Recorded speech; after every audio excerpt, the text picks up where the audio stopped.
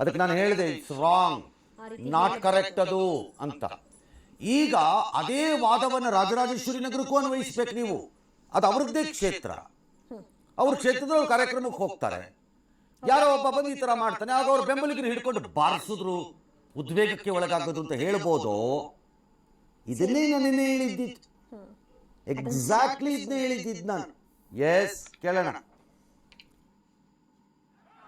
ಡಿ.ಕೆ. ಸುರೇಶು, ಡಿ.ಕೆ. ಶಿವಕುಮಾರು, ಮತ್ತೆ ಇಲ್ಲಿ ಸೋತಂತ ಕುಸುಮ, ಅವ್ರ ತಂದೆ ಹನುಮಂತರಾಯಪ್ಪ ಎಲ್ಲರೂ ಸೇರಿ ಆಸಿಡ್ ದಾಳಿ ಮಾಡಬೇಕು ಅಂತ ಮಾಡಿದ್ದಾರೆ.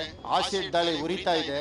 ಪೊಲೀಸ್ನವರು ಸಂಪೂರ್ಣವಾಗಿ ನನ್ನನ್ನು ರಕ್ಷಣೆ ಮಾಡ್ಕೊಂಡಿದ್ದಕ್ಕೆ ಇವತ್ತು ಕೊಲೆ ಆಗೋದು ತಪ್ಪೋಗಿದೆ. ನನ್ನನ್ನು ಕೊಲೆ ಮಾಡಿ ಡಿ.ಕೆ. ಶಿವಕುಮಾರು, ಡಿ.ಕೆ. ಸುರೇಶು ಕುಸುಮನ್ನ MLA ಮಾಡೋದಕ್ಕೆ ಇಷ್ಟೆಲ್ಲ ಕಷ್ಟಪಡ್ತಾ ಇದ್ದಾರೆ. ನೀನು ರಾಜೀನಾಮೆ ಕೊಡಬೇಕು, ಇಲ್ಲ ಅಂದ್ರೆ ನಿನ್ನನ್ನು ಕೊಲೆ ಮಾಡೋದ್ರು ಸರಿ, ನಾವು ಎಲೆಕ್ಷನ್ ಮಾಡ್ತೀವಿ ಅಂತ ಈಗಾಗಲೇ ಹೇಳಿದ್ದಾರೆ. ಯಾವಾಗಲೂ ಅಷ್ಟೇ, ತಲೆಗೆ ಪೆಟ್ಟು ಬಿದ್ದಂತ ಸಂದರ್ಭದಲ್ಲಿ ವಾಂತಿ ಬರಂಗಾಗೋದು ಅಥವಾ ತಲೆ ಸುತ್ತು ಬಂದ್ರೆ ಒಂದು CT ಸ್ಕ್ಯಾನ್ ಮಾಡಿಸ್ಬೇಕಾಗುತ್ತೆ. ಸ್ವಲ್ಪ ಕೂದಲು ಬರ್ನ್ ಆಗಿದೆ. ಸೊ ಹೀಗಾಗಿ ಈ ರೀತಿ ವ್ಯವಸ್ಥೆ ಆಗಬಾರ್ದು. ಚುನಾವಣೆಯಲ್ಲಿ ಒಬ್ರು ಗೆಲ್ಲೋದು ಅಥವಾ ಒಬ್ರು ಸೋಲೋದು ಅದು ಸ್ವಾಭಾವಿಕ. ಬಟ್ ಆದ್ರೆ ಇದು ನಿರಂತರವಾಗಿ ಈ ರೀತಿ ಮಾಡೋಂಥದ್ದು ನಿಜವಾಗ್ಲೂ ಬಹಳ ಖಂಡನೀಯ ಅಂತ ನಾನು ಅಂತೀನಿ.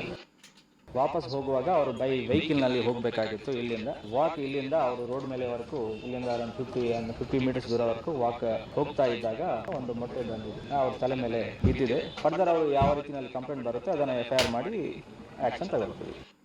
ಗೊತ್ತಿಲ್ಲ ಸರ್,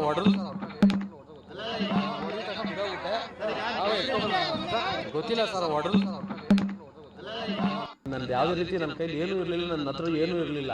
ನಾನು ಲಕ್ಷ್ಮೀನಗರದಲ್ಲಿ ನಮ್ಮ ಬೆಟ್ಸಮ್ಗೌಡರು ಲೀಡ್ರು ಅಂತಿದ್ದಾರೆ, KPCC ಸದಸ್ಯರವರು, ಅವ್ರನ್ನ ಭೇಟಿ ಮಾಡೋಕ್ಕೆ ಅಂತ ಹೋಗಿದ್ದೆ ಅವ್ರ ಮನೆ ಹತ್ರ. ಅದೇ ಆಗಲ್ಲ, ಪೊಲೀಸ್ನವರು ವಾಕ್ ಮಾಡೋದು ಕಾರಲ್ಲಿ ಹೋಗ್ಬೇಕಾಗಿತ್ತು ಅಂತ. It's absolutely wrong.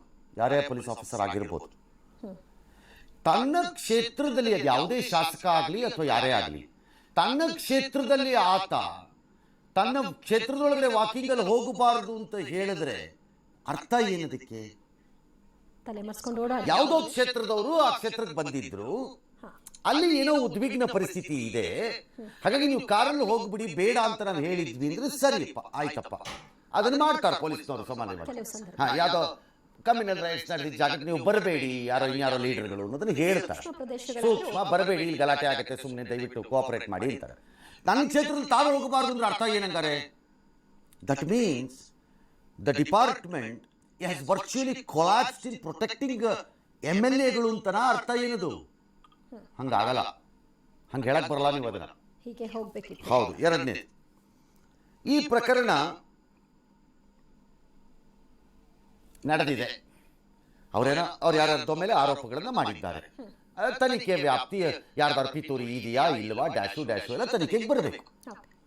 ಚುನಾವಣೆಯಲ್ಲಿ ಡಾಕ್ಟರ್ ಹೇಳದಂಗೆ ಸೋಲ್ತಾರೆ ಅಥವಾ ಗೆಲ್ತಾರೆ, ಏನೋ ಒಂದು ಆಗತ್ತೆ. ಅದನ್ನ ವೈಯಕ್ತಿಕ ದ್ವೇಷಗಳಿಗೆ ತಿರುಗಿಸ್ತಾ ಹೋದ್ರೆ ಡಿ.ಕೆ. ಶಿವಕುಮಾರ್ ಅವಾಗವಾಗ ಹೇಳ್ತಾರೆ, ಚಕ್ರ ತಿರುಗತ್ರಪ್ಪ ಬರುತ್ತಪ್ಪ ಅಂತಾರವರು. ಚಕ್ರ ತಿರುಗದಾಗ ಏನಾಗುತ್ತೆ ಅನ್ನೋದು ಹೇಳಬೇಕು. It's not fair.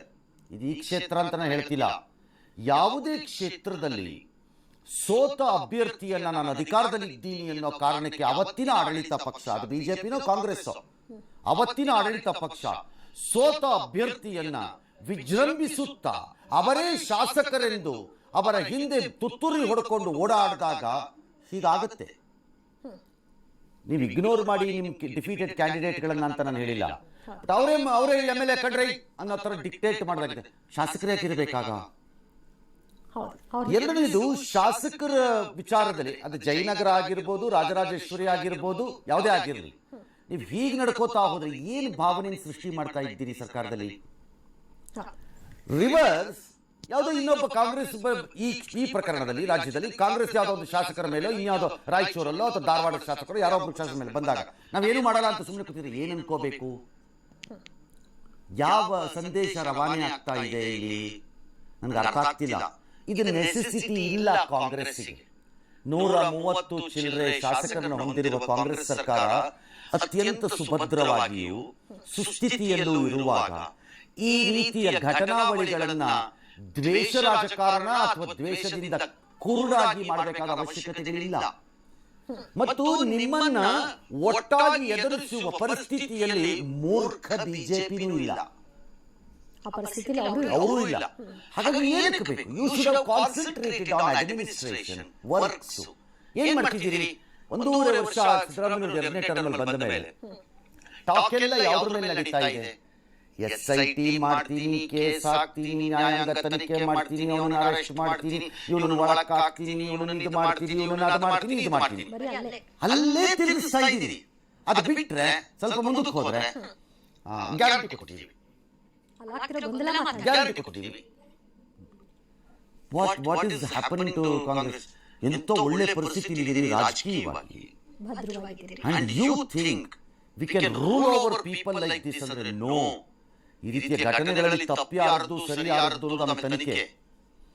ಆಮೇಲೆ ಆ ವ್ಯಕ್ತಿ ಈ ಕೇಸಲ್ಲಿ ಮುನಿರತ್ನ ಆ ವ್ಯಕ್ತಿ ತಪ್ಪು ಮಾಡಿದ್ದಾರೆ ಅಂದ್ರೆ ಅದನ್ನು ತೀರ್ಮಾನ ಮಾಡಲಿಕ್ಕೆ ಕಾನೂನು ಇದೆ, ನ್ಯಾಯಾಲಯ ಇದೆ. ನಾಳೆ DK ಶಿವಕುಮಾರ್ ಮೇಲೆ 100 ಆರೋಪ ಇದೆ, ಕನಕಪುರಕ್ಕೆ ಬರ್ಕೂಡುದು ಅಂತಂದ್ರೆ ಏನ್ ಅರ್ಥ? ಅದಕ್ಕೆ ಹಂಗಾಗತ್ತಾ? ಹಂಗಾಗಲ್ಲ.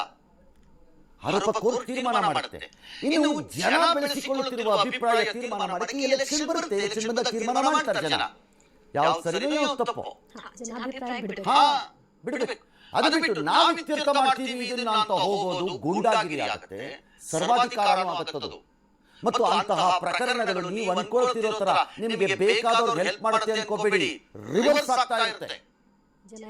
ನಿಮ್ಮ ಸುತ್ತಲೂ ಪೊಂಗಿ ಊದುವ ಲಾಂಗು ಮಚ್ಚುಗಳನ್ನ ಝಳಪಿಸುವ ಗಿರಾಕಿಗಳೇ ಮತದಾರರಲ್ಲ ಯಾವುದೇ ಕ್ಷೇತ್ರದಲ್ಲಿ. ಅವರು ದಾರಿ ತಪ್ಪಿಸುವ ಗಿರಾಕಿಗಳವರು, ಪೊಂಗಿ ಊದ್ಬಿಟ್ಟು ತಮ್ಮ ಕೆಲಸ ಮಾಡಿಸ್ಕೊಳ್ಳೋರು. ಮತದಾರರು ಬೇರೆ ಇರ್ತಾರೆ, ಅವರು ಬಿಡಿ ಅದನ್ನು ಮಾಡಿದ್ರೆ ನಾವು ಇದನ್ನೇ ಮುಂದುವರಿಸ್ಕೋತೀವಿ ಅಂದ್ರೆ it is left to you. ಜನರ ಆಯ್ಕೆ ಮಾಡಿ